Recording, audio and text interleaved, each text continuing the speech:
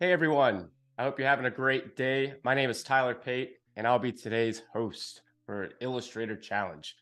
Today we're going to be talking about typography and how to add dimension to your typography. So, what do we mean by that? Using incredible 3D effects in Adobe Illustrator, we're going to use the inflate, extrude, and we're going to make our type in a whole nother dimension.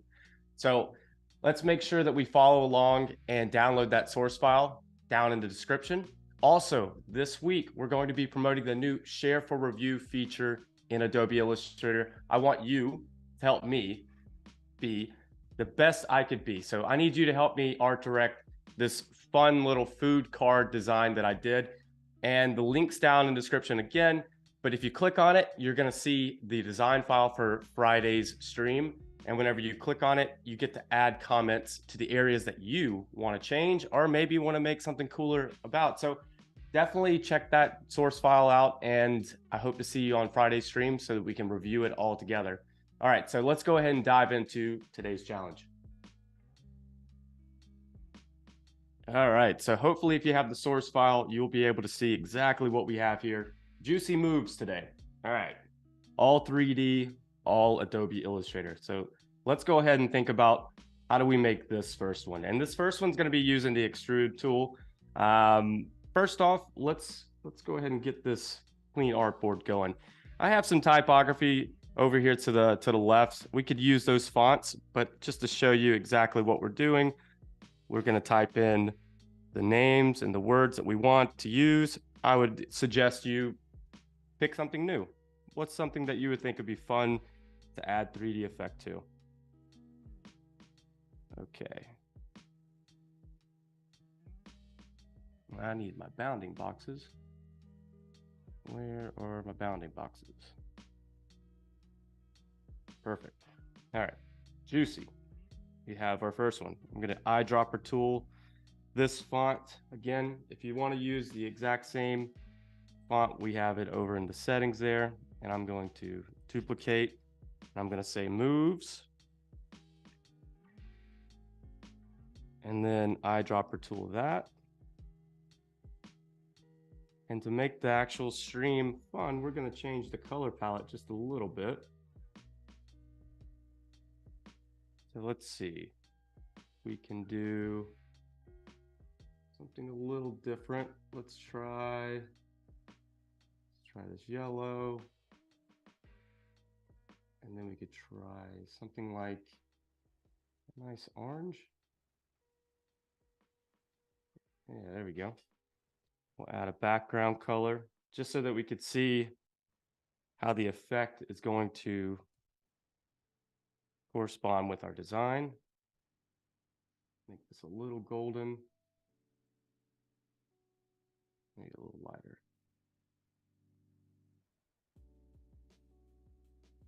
Perfect. And just adjusting colors at this point, just before we get into the actual 3D portion of it. Purple, yeah, I'm liking that. Just these colors just a little bit more. Let's try this with yellow. Yellow and green.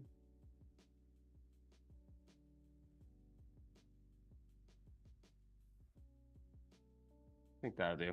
Okay, let's jump in with our font. So we have two fonts here. We've stacked them both, and we're gonna go ahead and outline these. So I do Command-Shift-O, and that will outline your actual font. So it's no longer a live text, but that's okay because we have committed to what we have here. I'm gonna group these two, and just to add a little more flair, I'm gonna go to Effects. Let's go to Warp, and then we're gonna check out some of these. So I'm gonna check out the wave. Again, you could see how it drastically puts this little wave effect onto our type, which looks nice, and it's gonna really come into play once we go 3D. So let's make sure all the customization is done at this point. Perfect. Something like that will work fine.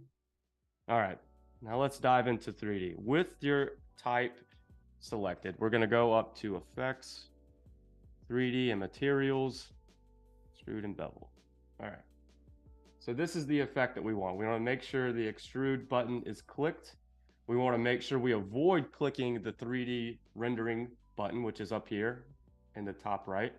Because once you start rendering, it's going to start using up a lot of the processing speed on your computer, and we don't want that just yet. That is a trickier part about this 3D tool. We want to make sure everything's smooth and nice. Okay, so we can change our depth here. Let's go about 43. You can twist it, but we're not going to do anything like that. So let's keep that at 0. And then there's a taper, which we don't need. And then we're going to go to our rotation. Let's see if we can spin this around a little bit. Something like that. Perfect. So definitely encourage everyone at this stage, just play with these different sliders.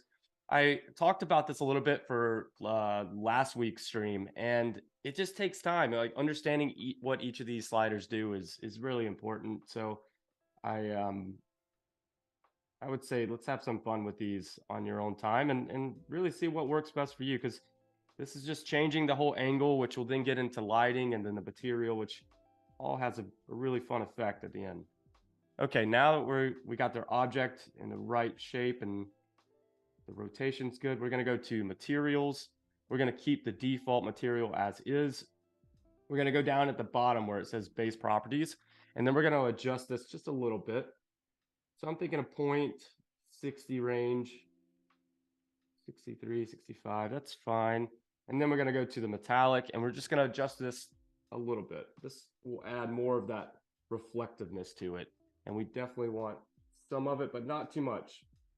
Because the more you start modifying this area, more than likely the longer render time. And that's something I always want to keep down to the lowest.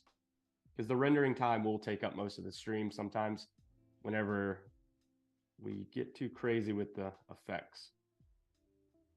Okay, so now we can go to lighting. Let's see, intensity. We could do this a little more, about a 130 range. Again, play with these on your own time and see what works best for you. These are just general settings that I like to use. Bring this shadow down. Let's see the height. At this point, we're just adjusting the lighting. This is showing us exactly where that source light is and where it shines on our graphic. So all that is getting honed in at this point. Then we have the intensity. Bring the intensity up a little bit. That's making it brighter.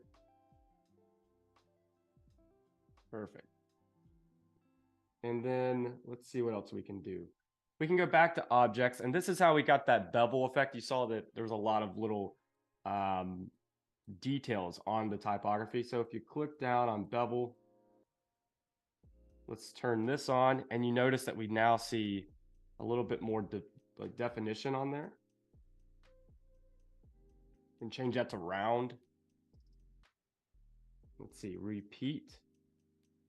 So it's repeating that bevel, that same bevel setting over and over, really as much as we want, but we're gonna keep it about the halfway point. 48% is good. Perfect. Spacing. He's just modifying these little subtle settings throughout the type so the bevel looks nice and clean, doesn't get too messy.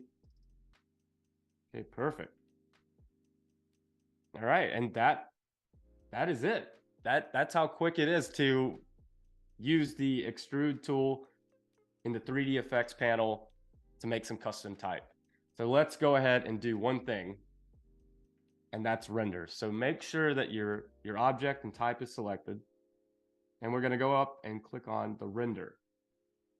Again, typically we get the spin wheel, so we're just going to wait, let that render. Okay, perfect. That was actually really fast. So let's see what we got now. So now I'm noticing, all right, this white or this yellow color that we originally picked, it's blown out a little too much. And I think that's something we're going to change. So let's go back up with your object selected. click back on the rendering button. So that turns off the render. And then we're going to go to lighting. Oops, messed up there. Lighting. And then we are going to change the intensity down. And you notice that whenever I switch the 3D type, it just reset all of our settings. Didn't realize it did that. So let's go to, oh, there we go. It saved them, just turned them off. Perfect. And you know what, this color might actually been the mistake here. So I'm gonna actually select all of these again. I'm gonna go to my tried and true blue. And you can also change the color. You saw how I was able to change it, and it looks pixelated. That's just because it's not rendered. That's totally fine. And now let's click our render. Perfect. Look at that. That's fun. So you see where all the metallics and the material types come into play. Once you render it, then you start to see those details, and it looks really good. And we can also do one more thing, which I'm going to turn my render off. Go to lighting, shadow. Let's turn the shadow on. So now it's going to start casting a shadow based off of our lighting settings that we did up top. So let's see the distance, shadow bounds, something like that. You don't want a large distance, keep it close. All right, let's render.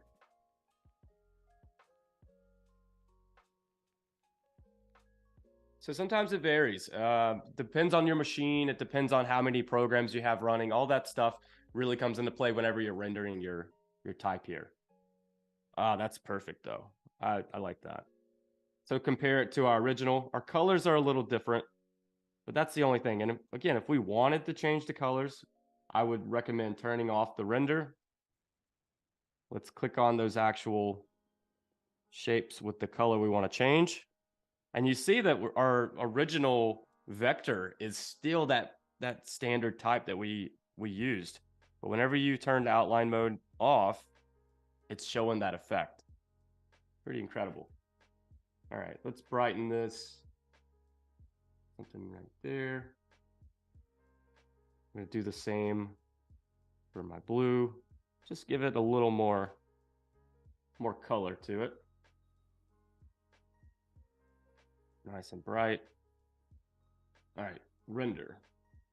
Do it one more time. Which is really nice. The simple the settings, the faster, quicker the render, which is what we always want. Look at that. Now we have some fun 3D type, juicy moves. That's what I like to see. Perfect. All right. So we're going to take the same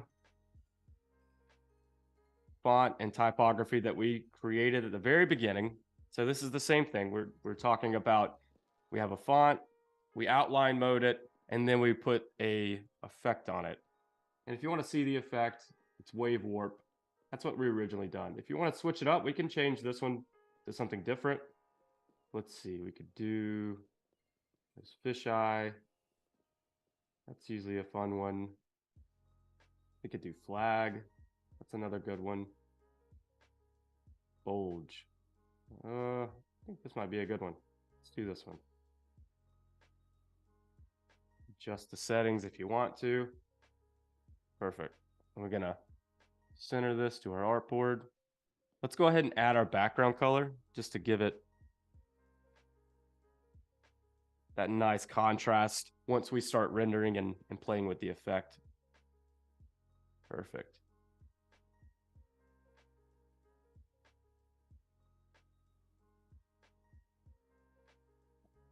All right, so let's select our type.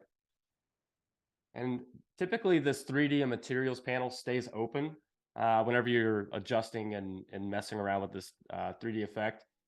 But let's say it closes. Again, I always like to start from scratch on this. So let's go ahead with our object selected. Let's go to effects.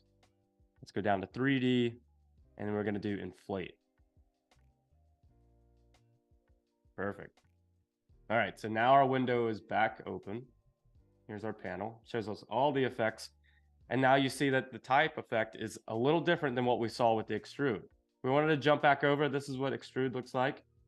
You could see it whenever you start adjusting the actual perspective and rotation. It just adds more depth to it, just like that. But we're not going to do that since we've already explored it. We're going to do inflate. Inflate is similar in some ways, but it's going to give you a nice inflated view, which is almost like a balloon. That's where it gets the name. Okay, so let's go ahead and quickly get our adjustments going. That looks good. That looks good. I think the volume's fine.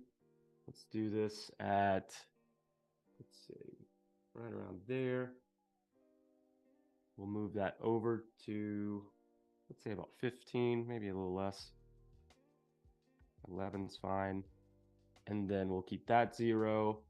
Let's go over to material.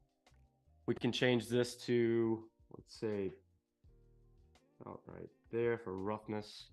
The metallic bar, let's do about 0.25-ish. We could also type it in, 0.25. Perfect.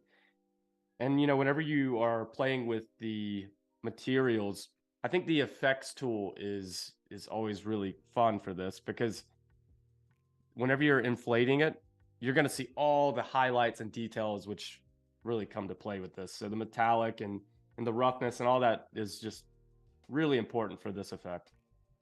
Let's go to lighting. Let's see, we can change a few things in this. So there's intensity, and then there is, let's see, rotation. Again, this is just showing that lighting effect. Let's just play with each of these, see what looks best. Cast a shadow further back, softness. Intensity's fine. We could put a shadow in here.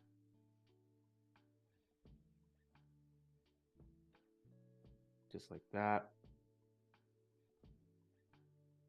Perfect. Something like that should work. So you change the height. Let's make it more subtle, closer to the object is typically what I like. Intensity's fine. Perfect. Look at that. And that's honestly, that's about it. So one more thing, like we said, always render at the very end.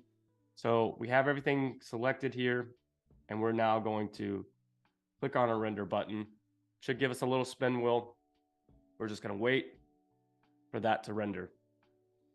Hopefully it doesn't take too long. Again, we've been very lucky with the render times, but sometimes it could take really long, and I've had to step away sometimes and come back in the next 30 minutes. But perfect. This looks great. I'm going to change our background color to the same blue again. Check it out. Juicy moves. Perfect. Honestly, that is it. That is how you use the inflate and then the extrude to create really fun type. And it just enhances the overall vector abilities that before I didn't know existed. So this is a great, great tool. Fun for exploring with all sorts of objects, and like we did here with typography, very easy, straightforward. Just understanding a few different settings in those bars will go a long ways. And then understanding that the render time depends on the amount of material effects that you put and the light source intensities. All that stuff really changes. So keep that down and subtle. I think you'll be good to go. Awesome. Well, I think we could end here. This is great. We have 2 great types. I hope you're able to play around with this a bit more, and I'd love to see what you created. So please share that and let us know in the comments what you think. Thanks again. My name's Tyler Pate, and I'll catch you tomorrow.